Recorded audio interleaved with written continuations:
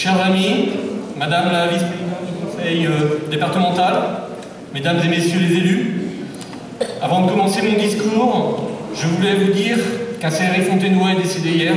C'est Raphaël Philippe, il avait 50 ans, j'étais en classe avec lui, et il nous avait aidé au sein du comité des fêtes, alors je voulais avoir une petite pensée pour lui avant de commencer.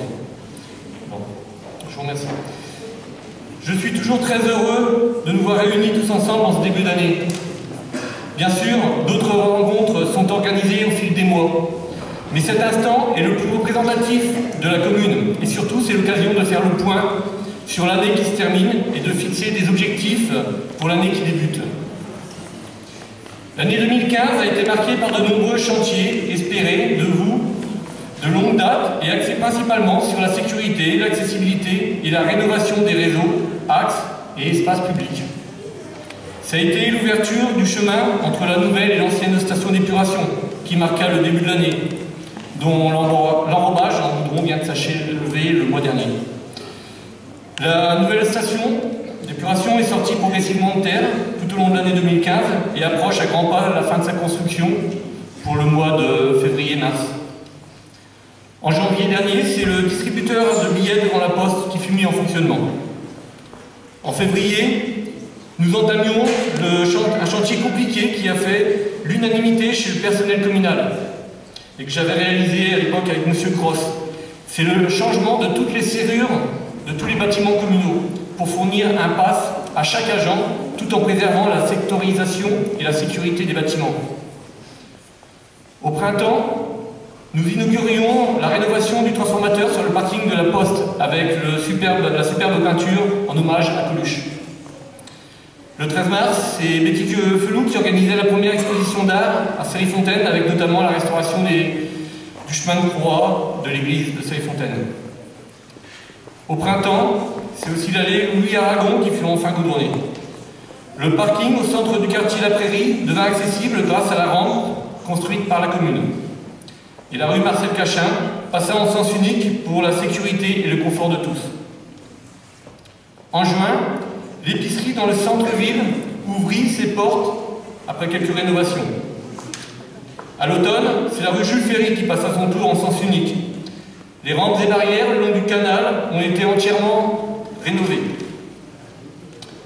En fin d'année, les modifications du circuit de l'eau visant à solutionner les problèmes de pression pour les habitants des quartiers La Vigne et les Alliés ont été réalisés. Ces travaux auront permis par la même occasion d'acheminer l'eau jusqu'à la coopérative après 30 ans d'attente. En décembre, la rue des Pommiers a bénéficié d'un rafraîchissement notoire côté cimetière et le vieux clos a été goudronné pour la première fois. Déjà des premiers projets en cours pour l'année 2016. Côté aménagement, on voit qu'il n'y a pas de grands chantiers prévus pour cette année. Sont planifiées quelques petites améliorations sur le réseau de distribution d'eau à la demande de l'agence de l'eau.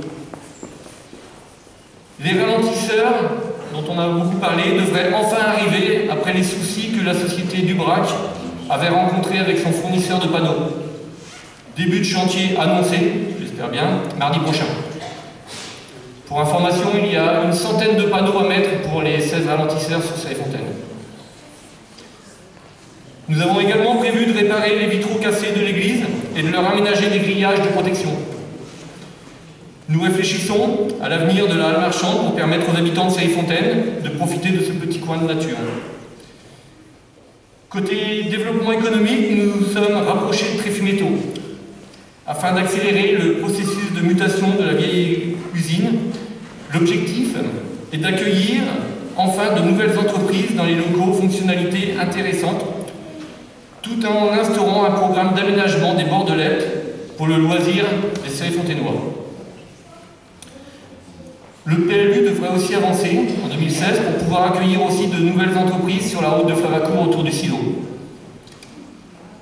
2016 sera une année où nous allons avoir à rentrer en négociation avec la communauté de communes. Madame Lefebvre. Alors, le sujet, c'est la loi NOTRe. La loi NOTRe, c'est son nom, NOTRe. En fait, ça veut dire Nouvelle Organisation Territoriale.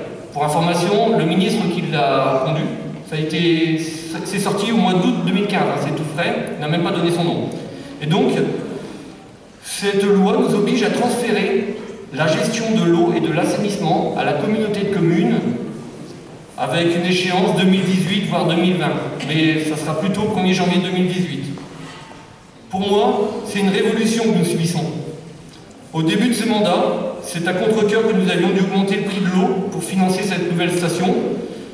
Depuis, nous n'avons cessé de serrer les boulons pour contenir le prix de l'eau, mais je souhaite réellement que la communauté de communes pourra poursuivre l'effort que nous avons entamé pour maintenir un prix raisonnable pour le pouvoir d'achat de tous les habitants de Sailly-Fontaine.